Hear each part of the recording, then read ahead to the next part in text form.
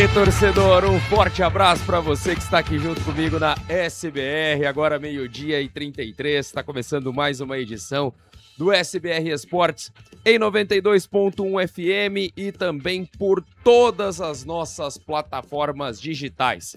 Pelo nosso canal no YouTube, tá lá, Alex Silva Narra, onde acontece a transmissão, também pelo site portalsbr.com.br, pelos aplicativos, Radiosnet, entre outros que você pode acompanhar também a programação da SBR. 12h33 e a gente começa hoje essa edição de terça-feira, dia 7 de julho, hoje 7/7, hein? 7/7 de 2026.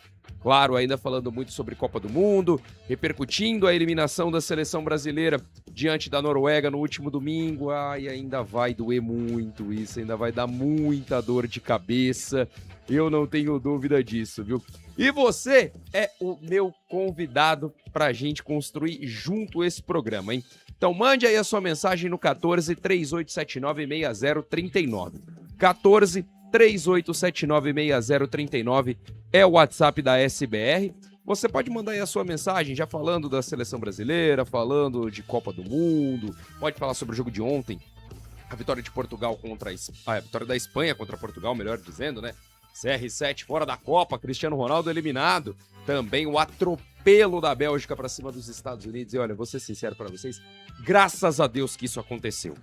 Ótimo que isso aconteceu, achei maravilhoso a seleção da Bélgica passar o carro para cima dos Estados Unidos e espero muito que medidas sejam tomadas com relação ao que foi feito nessa Copa do Mundo, que é um absurdo, é uma palhaçada uma expulsão ser revertida de um jogo para outro só porque um país é sede e o presidente pediu para a FIFA para que isso acontecesse. É ridículo isso e eu espero que isso nunca mais aconteça.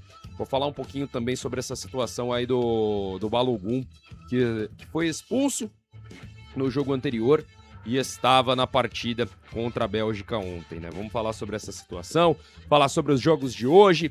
Tem a Argentina jogando contra o Egito, tem também a Suíça enfrentando a Colômbia.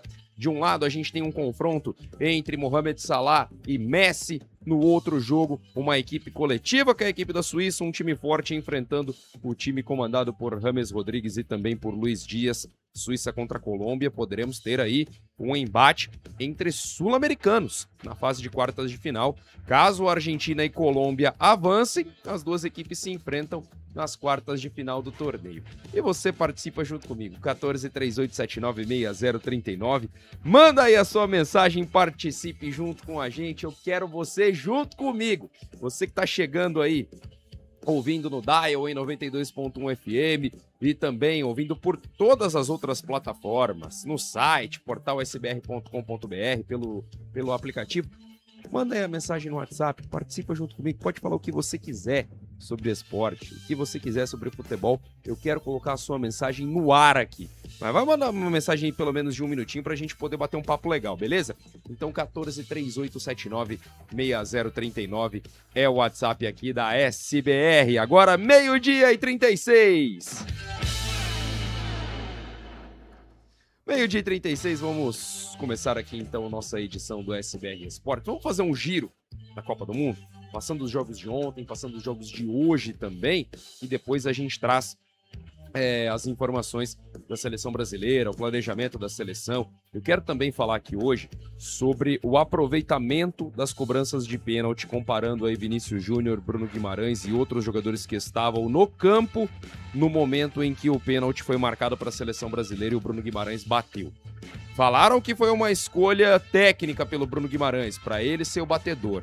Vendo os números depois, eu já acho que essa escolha não foi a adequada, mas daqui a pouco a gente vai falar sobre isso. Vamos começar então com os jogos de ontem, né? Tivemos duas partidas ontem pela fase de oitavas de final da Copa do Mundo, né? A seleção de Portugal enfrentando a Espanha no Clássico Ibérico, o primeiro jogo do dia. Uma partida que foi muito disputada, um jogo muito equilibrado entre os dois times, mas aí levou a melhor quem está melhor preparado, né? Quem está num estágio melhor de preparação, que é a seleção espanhola. Por mais que o jogo tenha se arrastado até os 46 do segundo tempo, num 0-0, Portugal conseguindo se segurar, até tentando ali alguma coisa, mas com muita dificuldade, a seleção da Espanha conseguiu superar o time português com um gol marcado pelo Mikel Merino aos 46 da segunda etapa. E olha, foi justíssima a vitória, viu? A seleção espanhola tem uma preparação melhor que a seleção portuguesa, não há dúvida com relação a isso. O time português pode até ter um elenco melhor, muita gente falava desse elenco de Portugal ser o melhor meio-campo da Copa do Mundo, e tinha um time com João Neves, com Vitinha, com Bruno Fernandes, com João Félix, você tinha aí o Bernardo Silva também como opção nessa equipe para jogar no meio-campo, então era um time que tinha grandes jogadores à sua disposição, caras que foram campeões com o PSG, como por exemplo o Vitinha e o João Neves.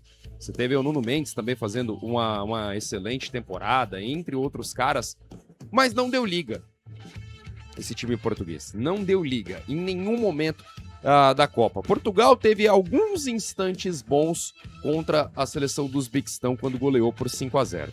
Fora isso, não teve uma Copa do Mundo de brilho.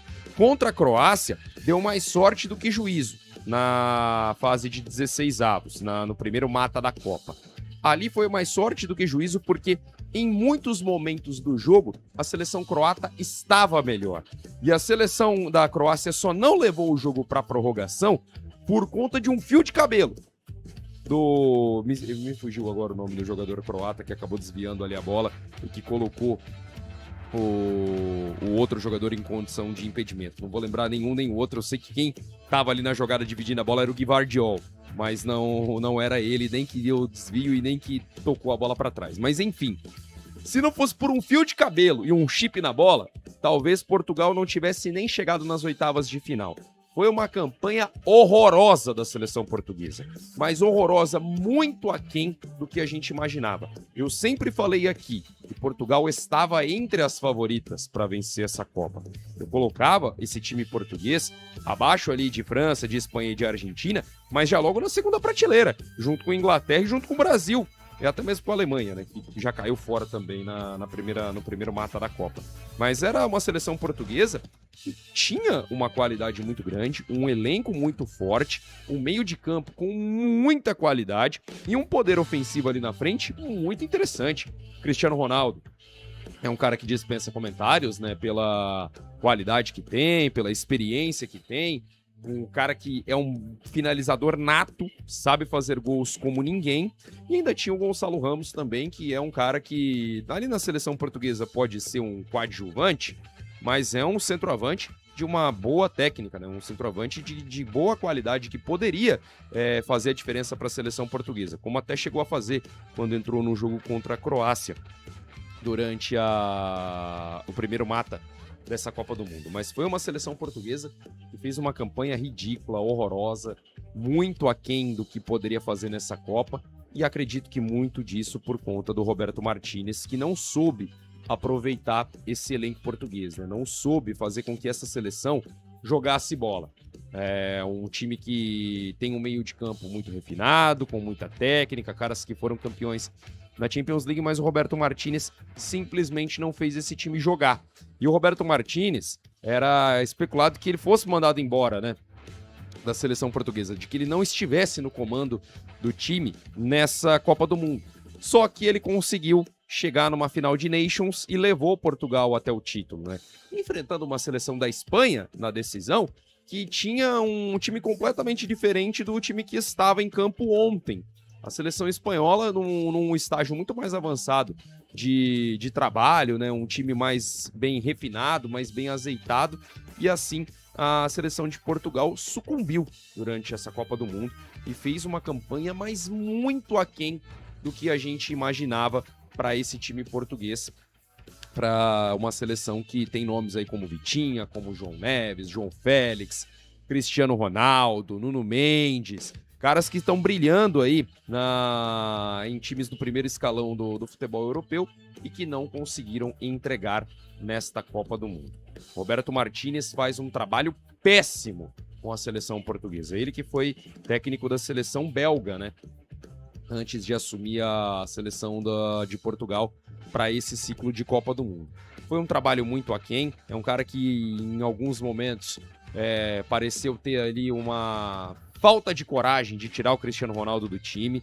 O Cristiano tem 41 anos, gente, beleza, por mais que o Cristiano Ronaldo tenha um físico absurdo, é um cara que se cuida pra caramba, é um cara que tem ali todas as qualidades possíveis, é um grande líder dessa seleção portuguesa, mas tem determinados momentos que você tem que preservar o cara. Não dá pra ele ter jogado praticamente todos os minutos da primeira fase da Copa do Mundo. E ainda ele foi sacado no jogo contra a Croácia, ainda meio contestado ali, né, naquela situação. Mas enfim, fez o gol, né, no jogo contra a Croácia, bateu o pênalti que empatou o jogo para a seleção portuguesa e tudo mais. Mas é um Cristiano Ronaldo que, gente, assim, a gente tem que ser sincero, o cara é absurdo, mas já não vive mais também o seu auge técnico. É um cara que vai poder jogar ali com uma certa tranquilidade, 45, 50 minutos, e você pode colocar o Gonçalo no time, que fez com que a seleção portuguesa funcionasse melhor quando ele estava em campo. Só que o Roberto Martínez faltou um pouco de peito para ele para fazer isso, e assim a seleção portuguesa fez esse ciclo não, né, mas essa Copa do Mundo muito aquém do que se esperava.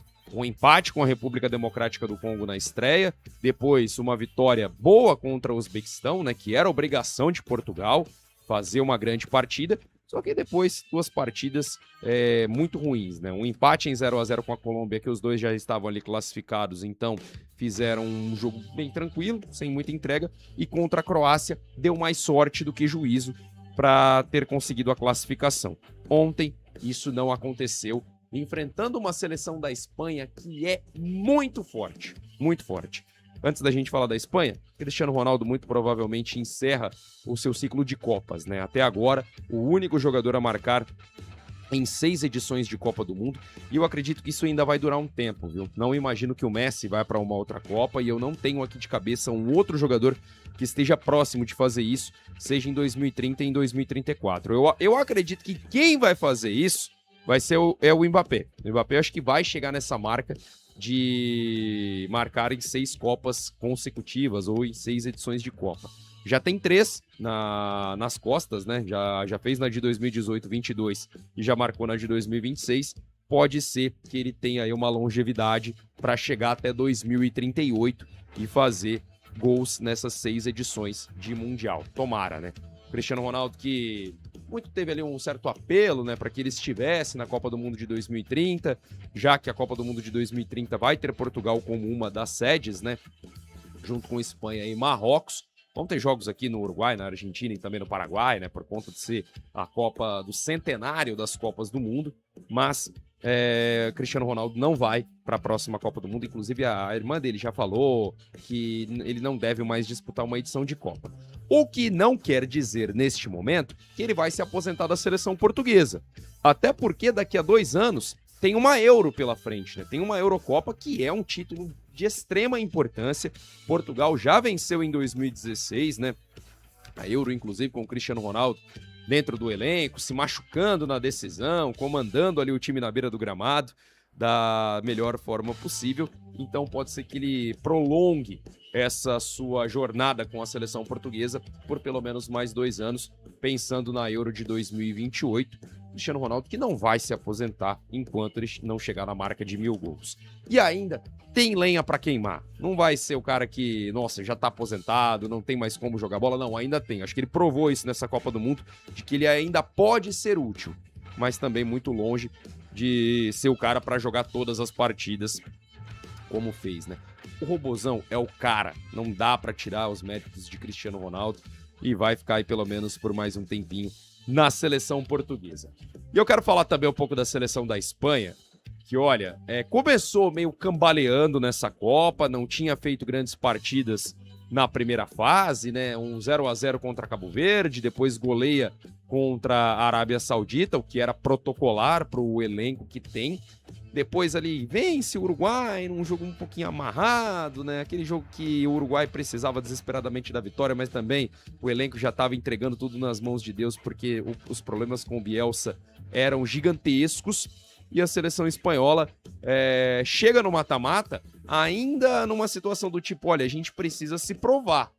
Ou melhor dizendo, né, as pessoas falavam, né, todo mundo cobrava, pô, cadê a Espanha? Que até agora parece que não estreou nessa Copa. E desde o mata-mata é um time que falou, ó, vim aqui para ganhar esse negócio. Eu vim aqui para brigar por esse título. Até porque a Espanha atropelou a Áustria na fase de 16 avos, mas atropelou, sem dó nem piedade, 3-0 com muita tranquilidade, mas com muita tranquilidade, poderia ter feito até mais, um time bastante coletivo, um time que envolve o adversário e que é gostoso de ver jogar, é muito bom ver a seleção espanhola jogar, e você ter, por exemplo, um Lamine Yamal, que é um cara que, como é gostoso de ver o Yamal jogar, sabe? Joga tranquilo, joga leve. E aí foi muito legal esse atropelo da Espanha para cima da Suécia. E ontem contra Portugal, um jogo um pouco mais complicado, um jogo de duas equipes que estavam entre as candidatas para o título, né, que estavam entre as candidatas a vencer essa Copa do Mundo. A Espanha que já tinha perdido para Portugal na Nations, né, na última edição da UEFA Nations League, que é a Liga das Nações da UEFA, é uma disputa entre as seleções da Europa, e a seleção espanhola conseguiu levar melhor. Com um pouco mais de dificuldade, é bem verdade, eu imaginava que a Espanha até conseguisse um resultado um pouco mais tranquilo, mas foi melhor durante o jogo, foi melhor durante a partida, fez 1-0, com gol marcado pelo Mikel Merino aos 46 do segundo tempo, e uma vitória merecida, justa, de uma Espanha que vai brigar por esse título. Eu não tenho dúvida disso, e a Espanha tá pegando um chaveamento que, olha, vou te falar, difícil, hein? Pegou a Áustria na primeira fase, já não era no primeiro mata, já não era dos adversários mais fáceis. Pega Portugal, que era uma das candidatas ao título agora nas oitavas. Vai pegar a Bélgica nas quartas de final. É uma Bélgica que já tá em um fim de um ciclo que é considerado aí o grande ciclo da geração belga, né? Da grande geração belga e tudo mais. Mas uma Bélgica que vem embalada, depois de uma virada espetacular para cima de Senegal e uma goleada em cima dos Estados Unidos. E agora essas duas seleções se enfrentam. E caso a Espanha passe para semifinal, ou vai pegar França ou pega o Marrocos. França e Marrocos, inclusive, vão fazer um jogaço, eu imagino, viu? Então, é de se analisar com muita minúcia, né? Com muito carinho esse caminho feito pela seleção espanhola, porque é só pedreira até agora, desde que começou o mata-mata.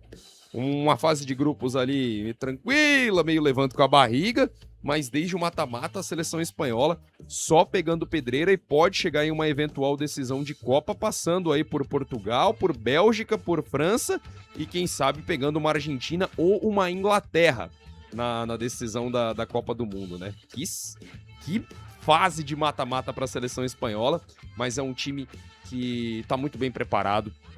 Eu sempre falei que a Espanha era uma das favoritas para essa Copa, uma geração jovem, um time que joga leve, que joga tranquilo, é gostoso de ver jogar, e eu acho que a Espanha está sim entre as favoritas e passou ontem merecidamente diante de Portugal. Seleção portuguesa, né? Eu falei do Roberto Martínez, que fez um trabalho muito ruim, na minha visão, nessa Copa do Mundo. Roberto Martínez, que deve ser substituído por Jorge Jesus. Ele mesmo, Jorge Jesus, deve ser o novo técnico da seleção portuguesa. Inclusive, já algumas informações de que está tudo acertado entre a Federação Portuguesa e o Jorge Jesus.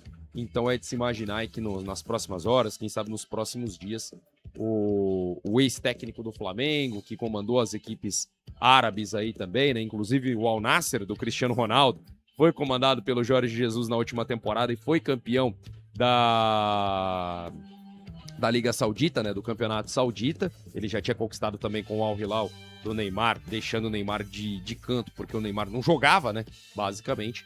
Jorge Jesus deve ser, então, o novo comandante da seleção portuguesa. E eu vou falar pra você que eu acho um baita nome pro time de Portugal, hein? Eu acho um nome excelente pra seleção portuguesa. Eu, inclusive, quando o Brasil não tinha técnico, né? Depois que o Tite foi mandado embora e naquela confusão ali, em meio à situação Dorival Júnior, Ancelotti, Fernando Diniz, eu defendia Jorge Jesus na seleção brasileira. Eu achava que seria um baita nome para a seleção. Acho que tem vídeo meu falando sobre isso aí nas redes sociais em algum momento, mas eu defendia Jorge Jesus como técnico da seleção brasileira. Então eu acho que pode ser um baita nome para a seleção de Portugal, pensando aí nesse próximo ciclo de 2028 e 2030, né? 2028 com a Euro em 2030, a próxima Copa do Mundo, a Copa do Mundo que vai ser disputada em Portugal. Vai ser bastante interessante, caso se confirme aí essa contratação do Jorge Jesus para a seleção portuguesa. Eu acho um nome espetacular. Portugal tem uma safra muito boa ainda. Muitos desses caras vão estar ainda disponíveis para 2030, eu não tenho nem dúvidas disso. Caras como Vitinha, como o João Neves, o João Félix também, jogou junto com o Cristiano Ronaldo, inclusive no Al Nassr, né? Tá na mesma equipe do Cristiano Ronaldo. São jogadores jovens ainda, que tem muita lenha para queimar, e pelo menos mais 4 anos aí de preparação, pensando em 2030 na Copa do Mundo, que vai ser sediada em Portugal, junto com Espanha e também com o Marrocos. E de olho aí na Euro de 2028 também, que vai ser um campeonato muito interessante de a gente acompanhar, viu? E a Espanha, que passou por Portugal, vai enfrentar a Bélgica na próxima fase. A Bélgica que atropelou os Estados Unidos e eu achei maravilhoso. Não pelos jogadores da seleção norte-americana, que eu acho que não tem nada a ver com isso, mas eu achei maravilhoso que a seleção norte-americana fosse eliminada já, para não ter nenhum tipo de asterisco daqui para frente na Copa do Mundo. Na verdade, o asterisco já existe, né? Com essa situação do Balogun, mas eu achei maravilhoso. E a situação do Balogun, para quem não acompanhou, você que tá aí junto comigo no rádio 92.1 FM e também por todas as nossas plataformas, para quem não viu, né? O Balogun, ele foi expulso pelo Rafael Klaus no jogo contra a Bósnia, na fase de 16avos da Copa do Mundo, né? O segundo mata, aliás, o primeiro mata dessa edição de Copa. E foi expulso de uma maneira muito justa, muito justa. Não tem nem discussão na minha interpretação. O Klaus foi correto na expulsão do Balogun. Uma entrada que eu não acho que foi na maldade, mas foi forte, foi desnecessária, e o Balogun merecia, sim, tomar o cartão vermelho. O que aconteceu no meio do final de semana? Acho que o assunto ficou até um pouco adormecido aqui no Brasil por conta da eliminação da seleção brasileira contra a Noruega, né? O jogo do Brasil na fase de oitavas de final contra os noruegueses.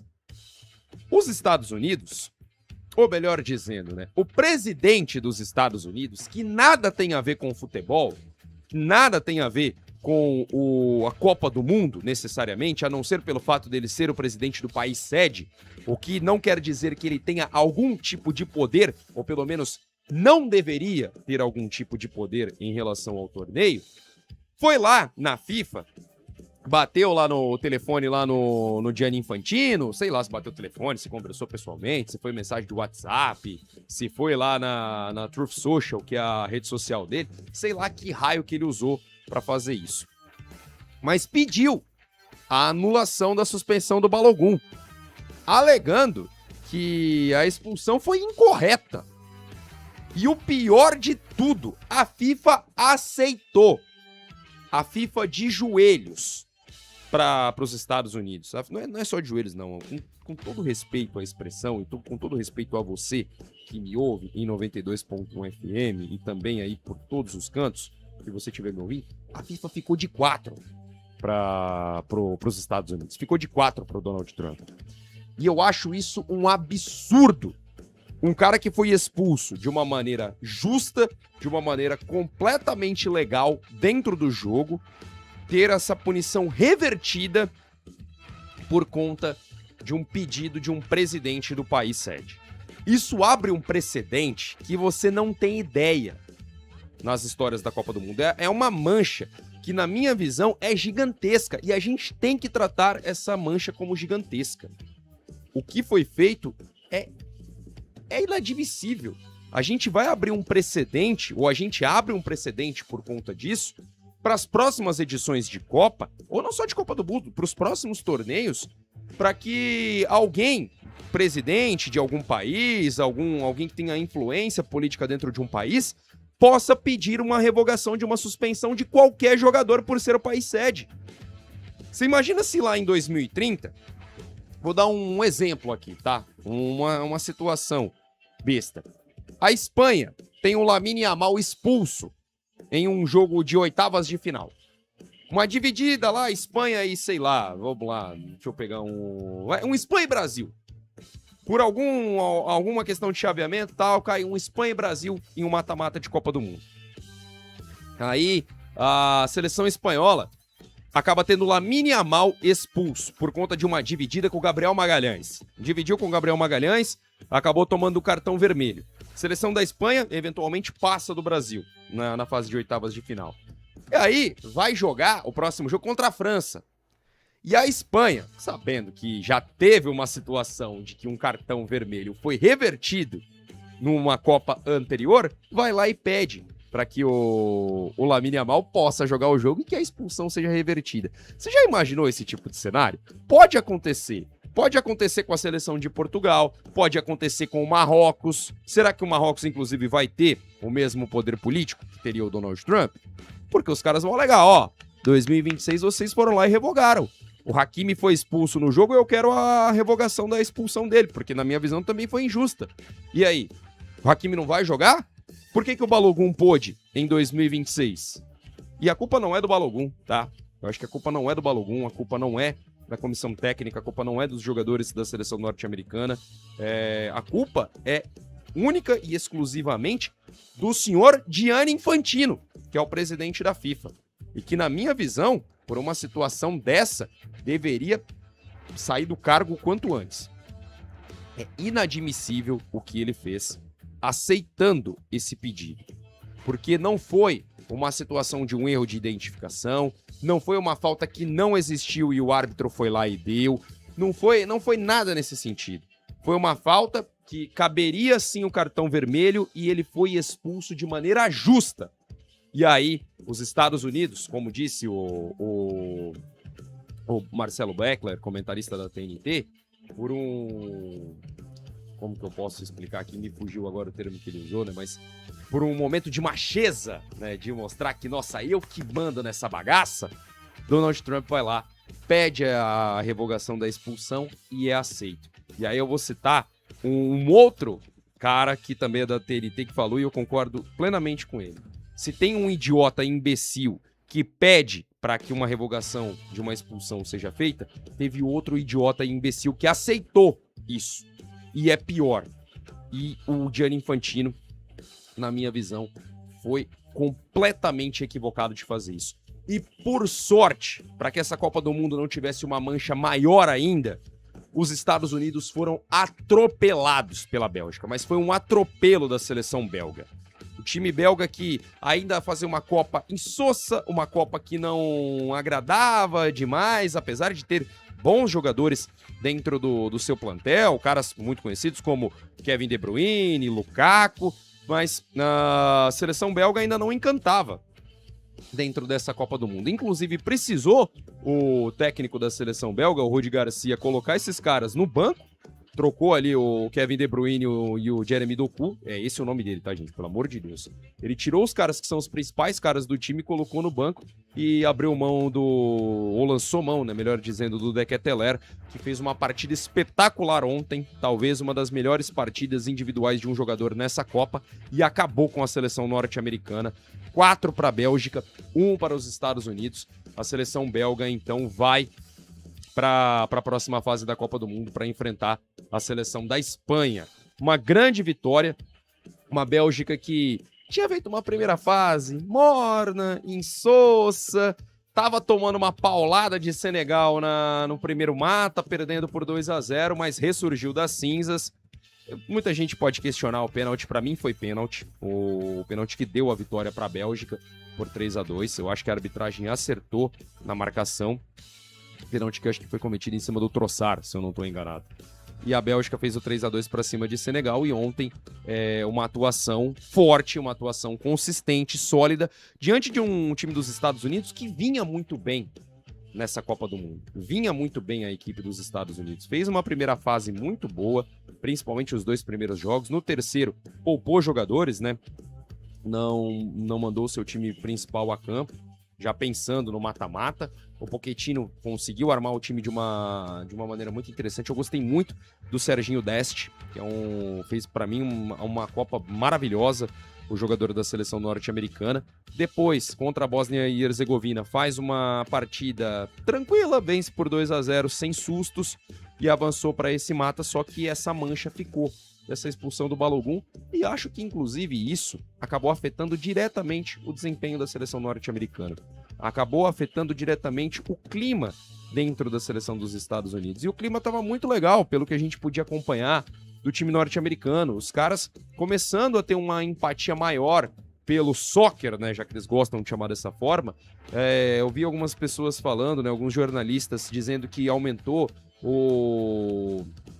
a audiência dos jogos da seleção norte-americana, né?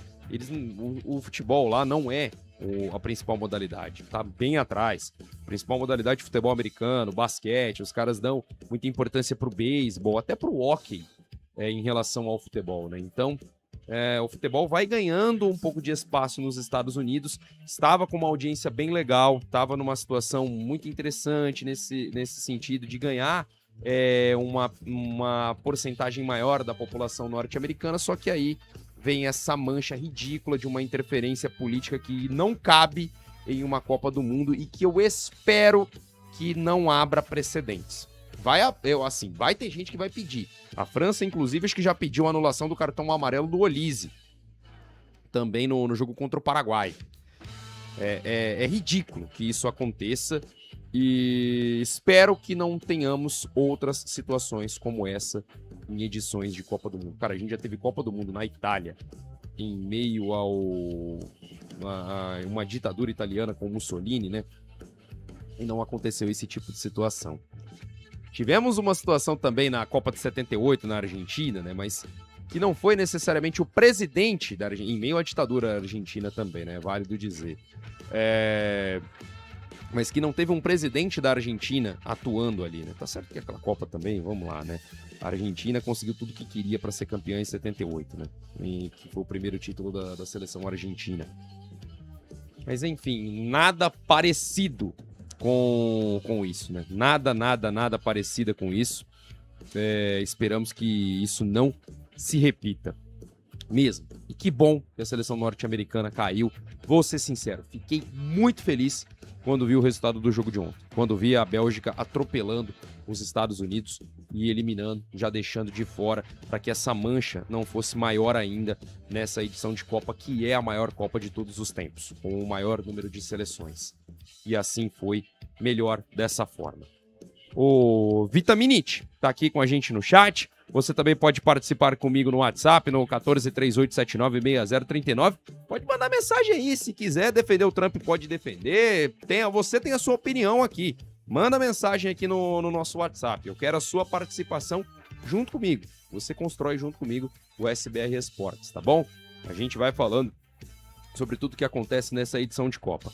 Inclusive, por falar nessa edição de Copa e por falar em Argentina, temos mais 2 jogos hoje, né? Os últimos 2 jogos da fase de oitavas de final.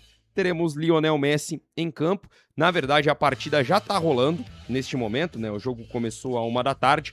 Estamos aí com 4 minutos, por enquanto 0 para a Argentina, 0 também para a seleção do Egito.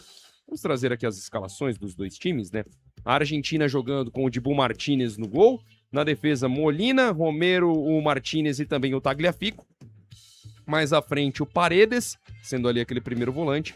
Jogando ali no meio-campo, o Depou, o Enzo Fernandes e o McAllister, que eu descobri que é McAllister a pronúncia correta lá para os argentinos, não é McAllister, como a gente fala. E lá na frente, Lionel Messi e Julián Álvares. Esse é o time da Argentina. O Lionel Messi, que é o maior artilheiro de todos os tempos da história das Copas.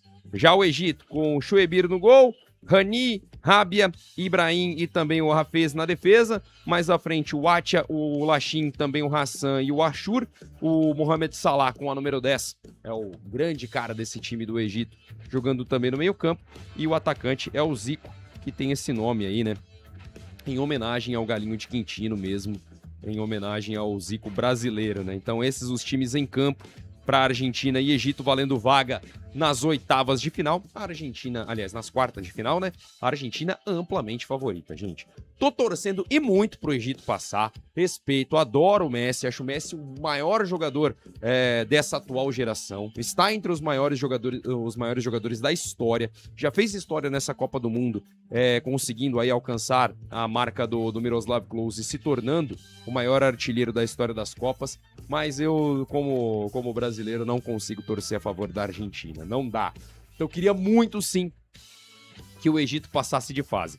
Acho difícil demais, porque olha só esse time da Argentina do meio pra frente, né? Com o Depou, com o Enzo Fernandes, o próprio McAllister, que apesar de não ter feito uma grande temporada no Liverpool, é um jogador que na seleção argentina encaixa muito bem. Lionel Messi dispensa comentários e o Julián Álvares despertando interesse aí do Real Madrid e tudo mais, é um grande cara. O Enzo Fernandes também despertou interesse do Real.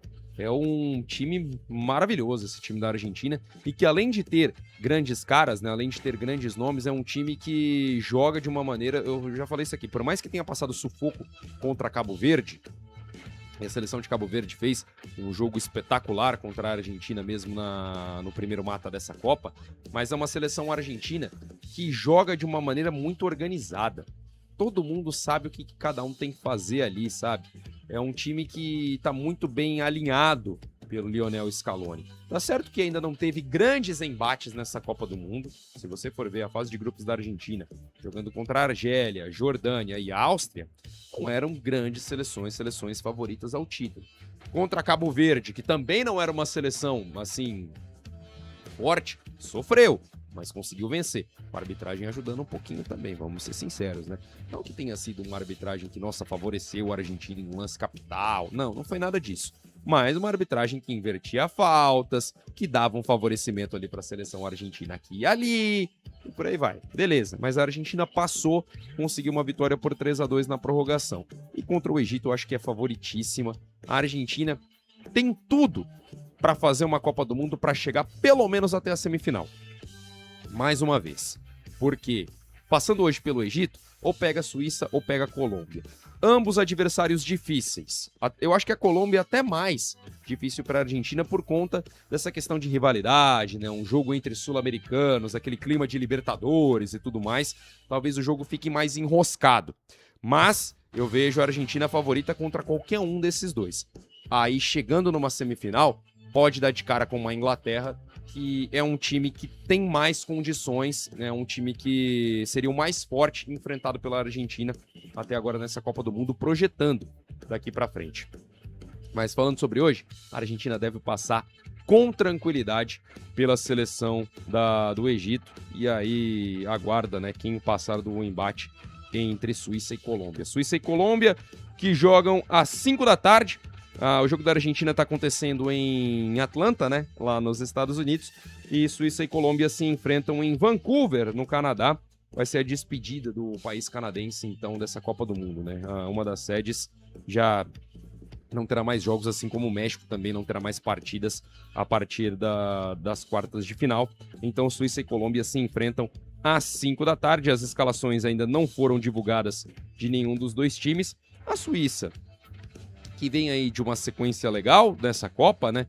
São 3 vitórias consecutivas para a equipe nos últimos jogos. Já a seleção da Colômbia começou muito bem, conseguiu 2 vitórias importantes, sofreu ali um pouquinho nas primeiras partidas contra o Uzbequistão e também contra o Congo, mas conseguiu vencer. Contra Portugal empatou e contra a Gana conseguiu uma vitória bastante importante, a vitória que classificou a seleção da Colômbia para as oitavas de final. O time colombiano, que tem nomes muito interessantes, gosto muito desse time da Colômbia do meio para frente. Do meio para frente, um time com Rames Rodrigues, que você pode ter as suas críticas em relação a ele, mas na seleção colombiana é um cara que rende demais. Então, é um jogador que faz a diferença nessa seleção da Colômbia. Você tem o Luiz Dias, atacante do Bayern de Munique, e que vem também sendo o cara desse time da Colômbia até agora nessa Copa do Mundo.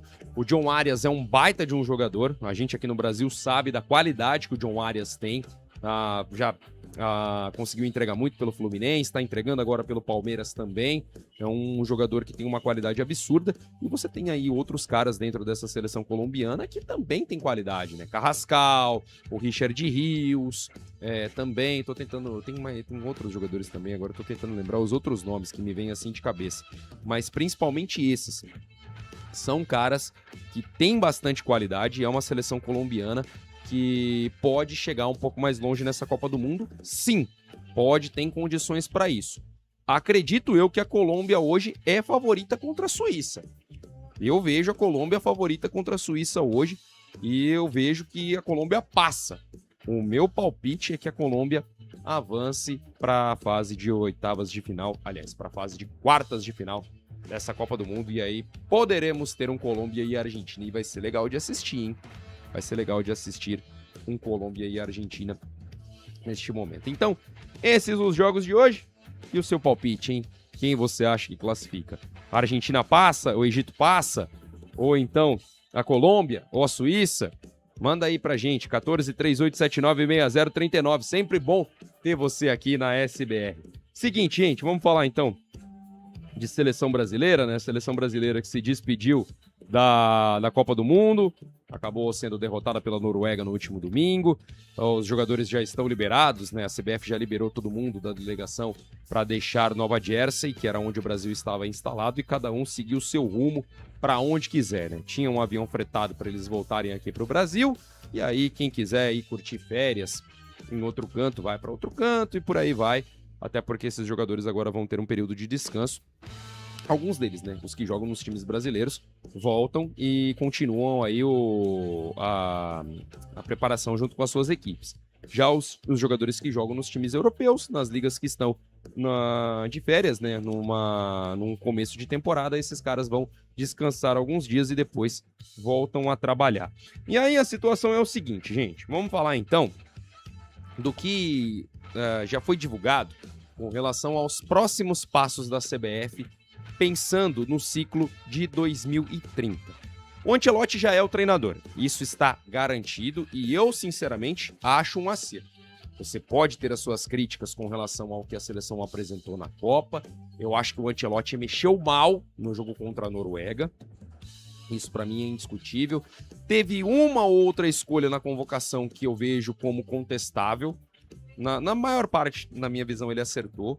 Talvez a única coisa que eu faria diferente, já disse isso aqui ontem, eu teria levado o Matheus Pereira na convocação da seleção brasileira. De resto, acredito que ele tinha sua convicção e não condeno por nenhuma convocação, nem mesmo a convocação do Neymar. Nem mesmo a convocação do Neymar eu contesto, porque era um apelo popular, porque é um jogador que você sabe que tem qualidade técnica, mas esperava que fisicamente ele se recuperasse para poder contribuir com a seleção brasileira. Infelizmente, pra gente, isso não aconteceu. Então, eu não vou tacar pedra no Ancelotti por causa disso.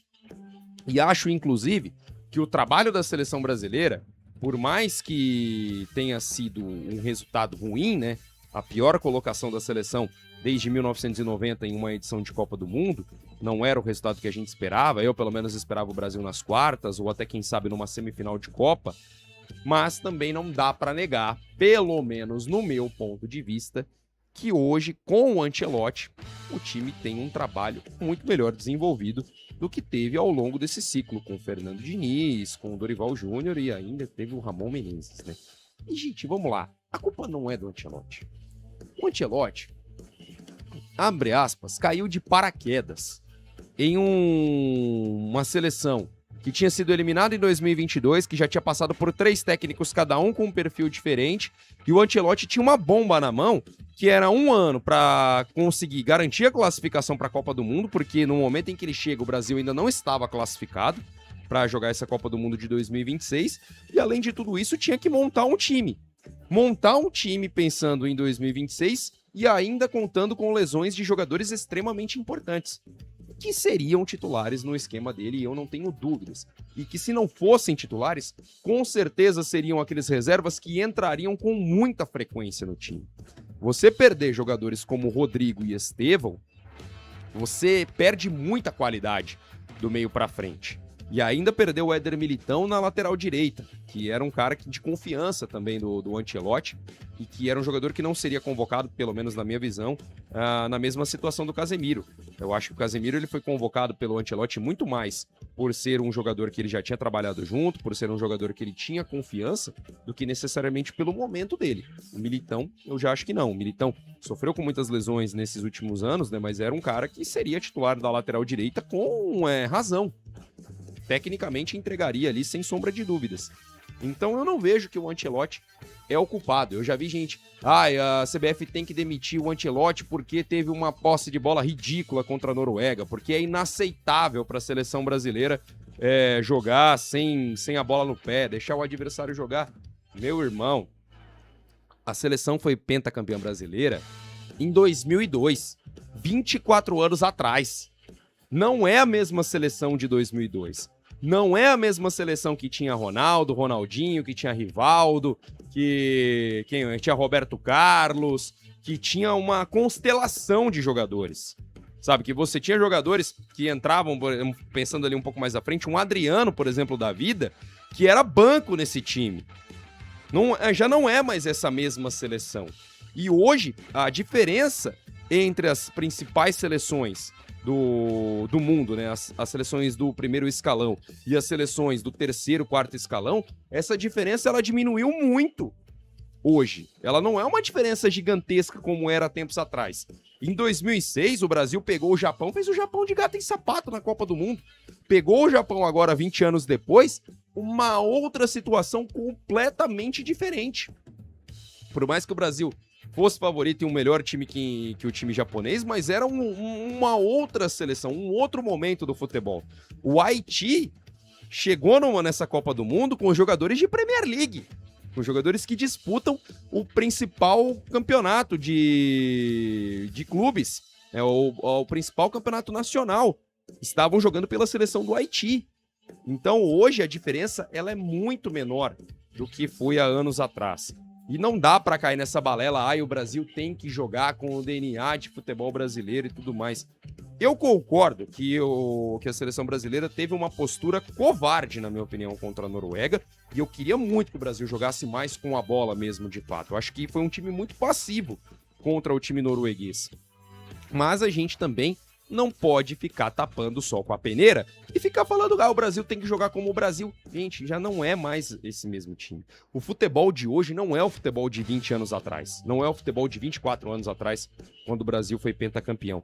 É muito diferente. É um futebol muito mais físico, é um futebol muito mais tático. E se você não conseguir aliar as duas coisas, esquece, meu irmão. Você vai ser atropelado por uma seleção intermediária como é a Noruega, que acabou passando pelo Brasil.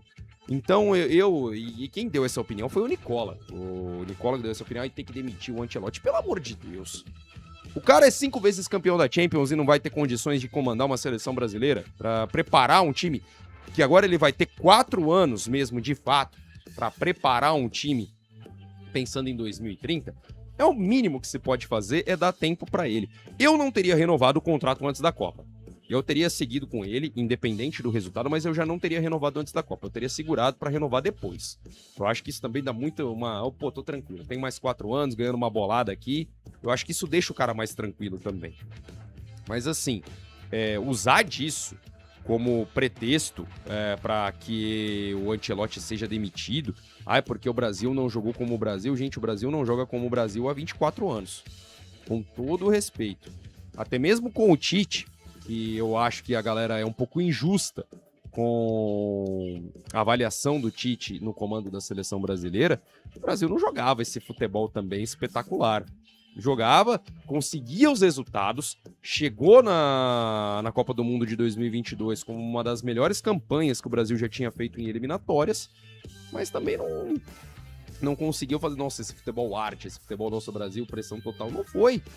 E em 94, quando o Brasil foi campeão, que muita gente fala, não era essa seleção também que, nossa senhora, era uma seleção que, puta, futebol lindo, vistoso de se ver, mas foi campeã em 94. Então, gente, não vamos cair nesse argumento, não.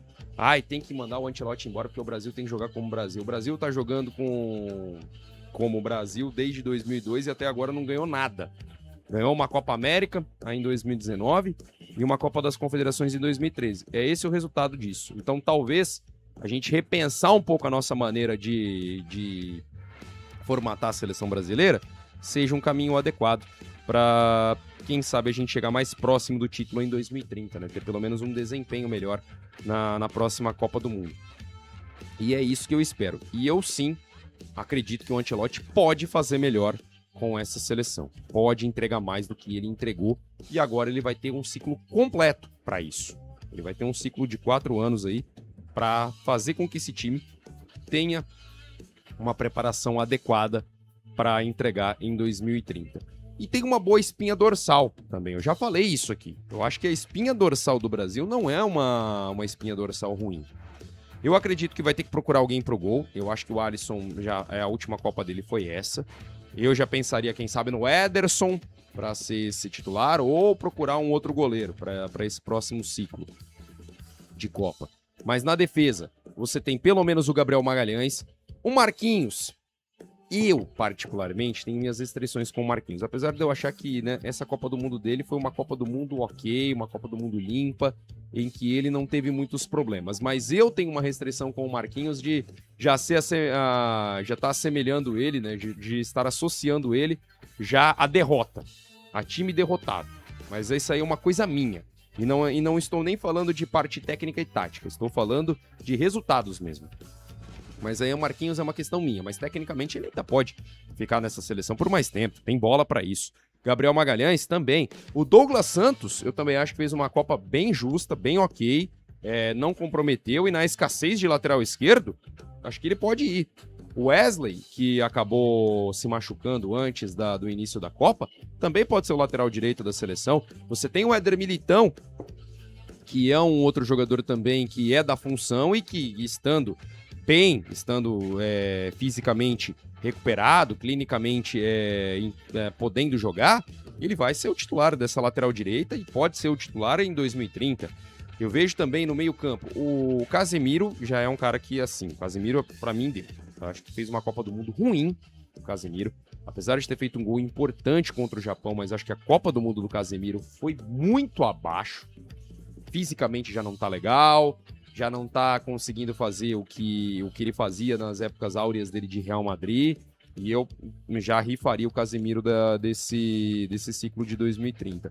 Gosto muito do Casemiro, se quiser voltar pro São Paulo, show, entra no time, joga, capitão, faixa, tudo pra você, mas seleção brasileira eu já acho que deu. E com relação ao Casemiro, ok, aí você vai, Bruno Guimarães.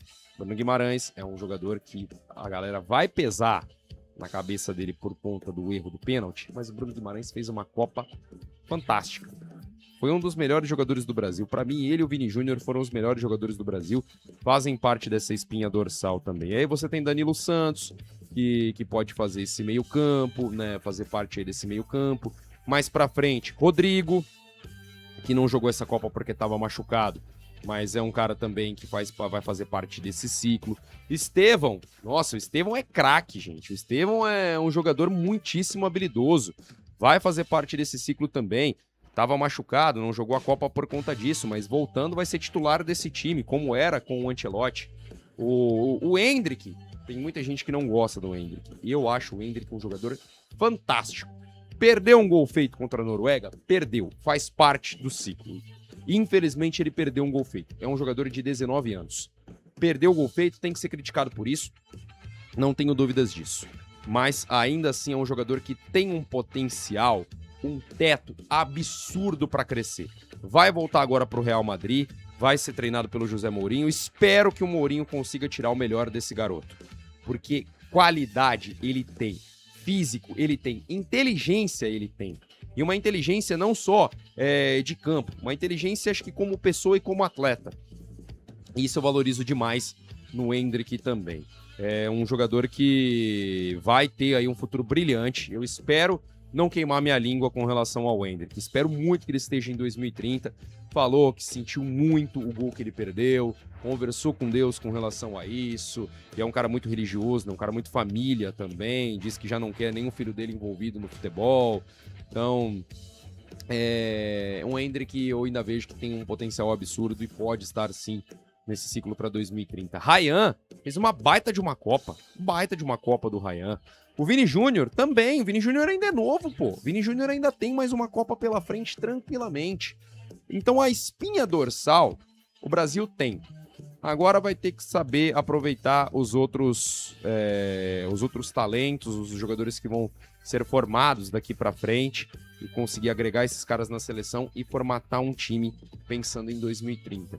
E o formatar o time não é necessariamente formatar um time do 1 ao 11 e que você já tenha a escalação definida necessariamente, mas pelo menos formatar um time em que você tenha um sistema de jogo sólido, que você saiba que, olha, o time... E não é nem de formação tática, tá, gente? Às vezes a gente fala formação tática para ficar mais fácil de você que tá me acompanhando entender. Mas assim, um time que saiba a sua identidade. Olha, hoje a gente vai jogar pressionando os caras. Vamos jogar num 4-3-3. Tal cara vai fazer isso, tal cara vai fazer isso, eu vou fazer aquilo. E eu sei o que eu vou fazer e eu sei o que o meu companheiro vai fazer. Hoje, a gente vai pegar um time mais... um time que se solta mais, um time que tem mais posse de bola. A gente vai jogar no contra-ataque, mas vai jogar pressionando os caras. E eu faço isso, você faz aquilo, e eu vou dar a bola no seu pé e você vai me devolver naquele ponto. Porque eu sei que você vai estar ali e eu vou estar aqui. É isso que eu quero dizer, o formatar um time. Não é necessariamente ter já uma escalação certa daqui até lá. Até porque em 4 anos muita coisa muda. Mas pelo menos você ter uma ideia de jogo, o que você quer da seleção, eu espero que isso aconteça dentro desse ciclo de 4 anos. E o Ancelotti vai ter todo esse tempo para fazer isso. Vai ter todo esse tempo para conseguir trabalhar essa seleção brasileira pensando em 2030. Vai ter Copa América aí no meio, mas com todo respeito, gente, a Copa América não tem o peso, por exemplo, que uma Eurocopa tem. É legal ganhar a Copa América, tá? Mas vê se alguém parabeniza o Tite pela Copa América de 2019 que ele ganhou. Ninguém nem lembra dessa Copa América que ele ganhou aqui no Brasil. Foi importante, tá? Que não sei o quê, mas ninguém nem lembra da Copa América. Então, o que importa de fato para o brasileiro é a Copa do Mundo de 2030. E o Ancelotti vai ter todo esse ciclo pela frente para trabalhar essa seleção e chegar de uma maneira mais sólida para a disputa da próxima Copa. E para falar então dos próximos passos da CBF, né?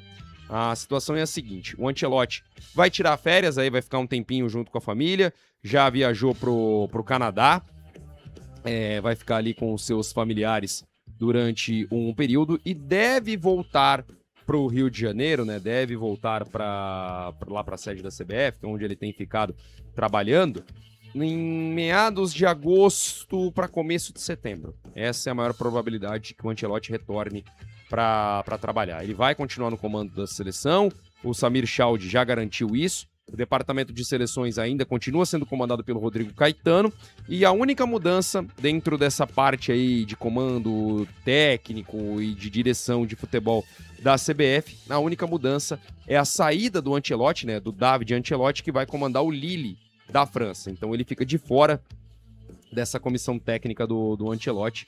O David, que também já tinha se ausentado por um tempo quando comandou o Botafogo, a única coisa que ele tinha acertado é que ele faria parte da comissão técnica na disputa para a Copa do Mundo.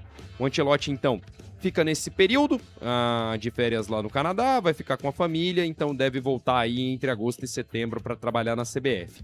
E aí ele já vai começar a pensar o time para sequência de amistosos que o Brasil vai ter na super data FIFA. Meu Deus do céu, cara.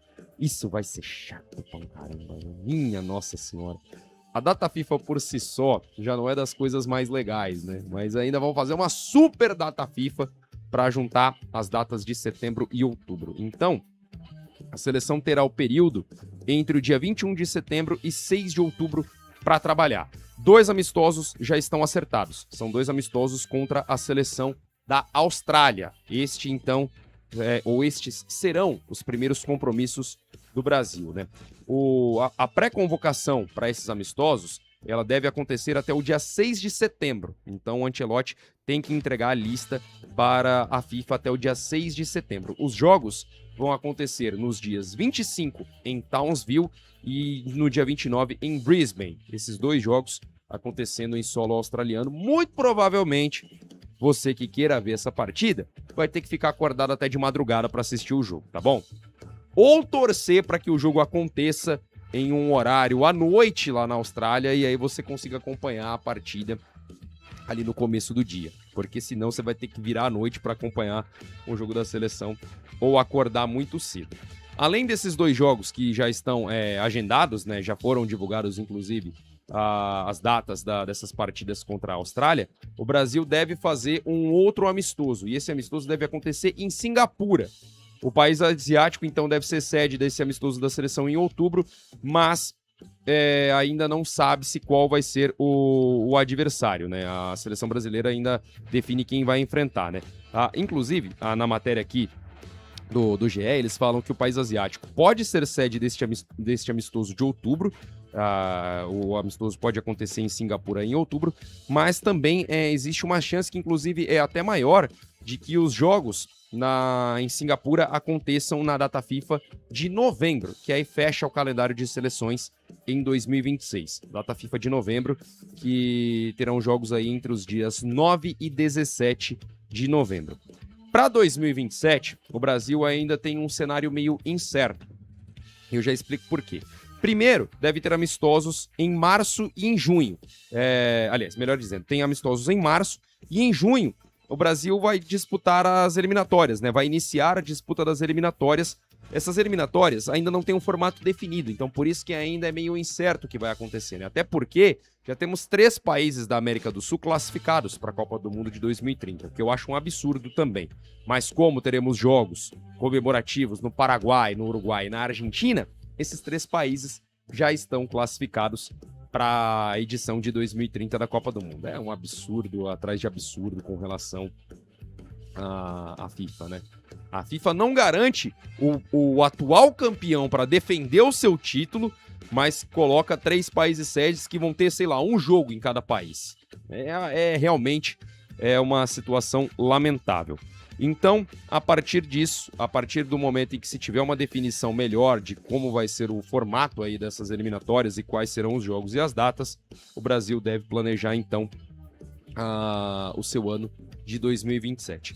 De momento, são 2 jogos contra a Austrália, ali nessa data FIFA entre setembro e outubro, e deve ter mais uma partida contra uma outra seleção. E em novembro também terão mais 2 jogos entre os dias 9 e 17. A seleção ainda não definiu quais vão ser os seus adversários. O que me incomoda, e me incomoda muito, isso há anos, é como o Brasil simplesmente, ou a CBF, simplesmente se vende para outros países ao invés de jogar dentro do seu próprio território. Cara, se você tem uma data FIFA de 2 amistosos, pelo menos um amistoso fora e um amistoso aqui, sabe? Faz um balanço das coisas. Não afasta ainda mais a seleção do povo brasileiro. Eu acho isso um absurdo. E há anos é dessa forma. Esses acordos comerciais, para mim, fazem com que a seleção brasileira fique cada vez mais distante do seu próprio povo. Além do fato de você ter jogadores que saem daqui muito jovens e vão para clubes europeus, clubes de fora, jogadores que em muitos momentos a gente não vê nem jogarem aqui no Brasil, já estão lá fora e estão defendendo a seleção brasileira. Além disso, você tem esses acordos comerciais que fazem com que a distância entre a torcida, entre o povo brasileiro e a seleção, seja uma distância gigantesca. Faz com que haja um abismo entre a seleção e o povo, entre a seleção e a sua torcida. Então eu espero encarecidamente que o Samir Chaude entenda que a seleção precisa estar mais próxima do seu povo. Foi muito legal ter um jogo de despedida aqui no Brasil contra o Panamá, antes do jogo, antes da Copa do Mundo, antes da viagem para os Estados Unidos. A gente viu a movimentação da seleção, a gente viu a movimentação da torcida em torno da seleção, e assim, cara, criou um ambiente ainda maior de Copa do Mundo. Podem falar o que for da cerimônia de convocação, que demorou horas e horas, que não precisava e tudo mais, mas, cara, criou-se todo um clima para a convocação da seleção brasileira para essa Copa do Mundo de 2026. Não percam isso, sabe? Não percam isso. A gente vai passar aí por um ciclo complicado depois de uma eliminação tão dolorosa como foi essa eliminação para a Noruega. Então façam o possível para que haja uma aproximação entre a seleção e o seu torcedor. Aproveite também o embalo que nós teremos Copa do Mundo Feminina no Brasil em 2027. Faça de uma forma com que você consiga unir o útil ao agradável, manter o torcedor mais próximo das suas seleções nacionais. Sejam jogadores ou sejam jogadoras, sejam homens ou sejam mulheres, que a torcida esteja mais próxima da seleção brasileira, seja da feminina, seja da masculina. Então, não distancie o torcedor disso. Eu vejo muitas vezes os jogos da seleção feminina aqui no Brasil tendo um público muito bacana, apesar do futebol feminino ainda ter uma série de dificuldades, ter uma aceitação ainda baixa dentro do Brasil. Poderia ser uma aceitação muito melhor. É um produto que ainda é muito mal trabalhado aqui no Brasil, mas ainda assim, a seleção brasileira, quando joga aqui no Brasil, coloca 20, 30, 40 mil pessoas em um estádio. Por que não trabalhar de uma maneira para que aconteça essa sintonia entre o torcedor e a seleção? Por que não colocar mais amistosos do Brasil aqui em solo brasileiro? Seja no Maracanã, seja em Belo Horizonte lá no Mineirão, seja aqui em São Paulo, na Neoquímica Arena, no Allianz, no Morumbi, seja sei lá onde, cara. Vai lá pro Nordeste, jogos lá em Pernambuco, me fugiu agora, Fortaleza, também Salvador, ou vai jogar lá no Norte, joga lá no Norte em Manaus. Você tem a Arena Pantanal também, lá em Cuiabá, no Centro-Oeste. Mas, cara, façam jogos aqui no Brasil. Tragam o Brasil pro povo brasileiro. Não fiquem fazendo esses amistosos, que são amistosos de acordos comerciais, pensando só no dinheiro. Pensem no dinheiro sim, mas pensem no dinheiro junto com o povo brasileiro, sabe? Aproximem mais. Dá pra você fazer isso. Dá pra você ganhar com esses amistosos e ter o povo mais próximo.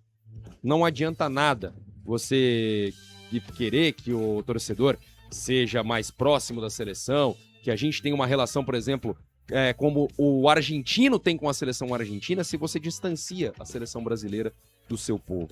Então, façam isso. É um apelo que eu faço para a CBF, para manter a seleção mais próxima dos seus torcedores, trazendo mais jogos para cá, fazendo com que alguns amistosos sejam disputados aqui.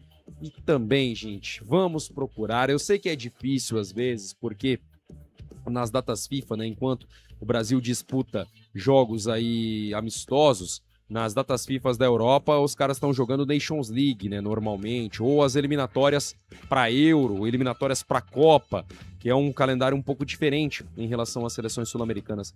Mas também, vamos procurar fazer amistosos mais fortes, né, mais consistentes, amistosos que possam calejar essa situação, essa seleção, melhor dizendo, para 2030. Jogos contra potências mundiais mesmo, que pegue França, que pegue Espanha, Inglaterra, que faça amistoso contra a Argentina, que já não vai jogar as eliminatórias, que pegue a seleção marroquina, a seleção de Senegal, outras seleções africanas, vai fazer amistoso contra time asiático, que seja Coreia do Sul, que seja Japão, pegue seleções fortes. Não pense simplesmente na parte comercial. Faça uma preparação adequada. Eu acho que o Brasil fez amistosos interessantes nesse último ano, pensando na Copa do Mundo, enfrentando seleções de escolas africanas, enfrentando seleções asiáticas e enfrentando seleções europeias. Então façam amistosos de bons níveis, para que os jogadores realmente sejam testados, para que o Ancelotti seja testado e para que esse time esteja em uma situação muito melhor para 2030. Seja um time muito mais calejado, para não bater de volta já logo no começo de um mata-mata na próxima Copa do Mundo. Tá certo que é só daqui a 4 anos, mas a preparação já era para ter começado. E assim a gente encerra essa edição do SBR Esportes. Eu quero agradecer demais o carinho da sua audiência. Falei pra caramba aqui hoje mais uma vez, né? Mais de 1 hora só falando aqui junto com você. Mas é sempre muito bom ter a sua audiência, é sempre muito bom ter você aqui junto comigo, tá certo? Amanhã eu volto com mais a partir do 12h30, falando dos jogos de hoje, falando da Argentina. Inclusive, antes de me despedir, deixa eu ver quanto que tá o jogo aqui. Deixa eu ver quanto que tá. Já estamos aí chegando na reta final do primeiro tempo, né? E por enquanto... Olha o Egito na frente, hein?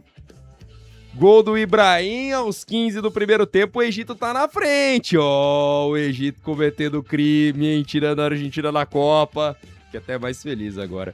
Então, ó, amanhã eu volto falando sobre esse jogo, falando também sobre Suíça e Colômbia e também sobre os outros jogos da Copa do Mundo, né? Já teremos aí o início da fase de quartas de final também. Beleza, gente? Um forte abraço e até amanhã! Tchau, tchau! Você ouviu SBR Esportes com Alex Silva. SBR Esportes.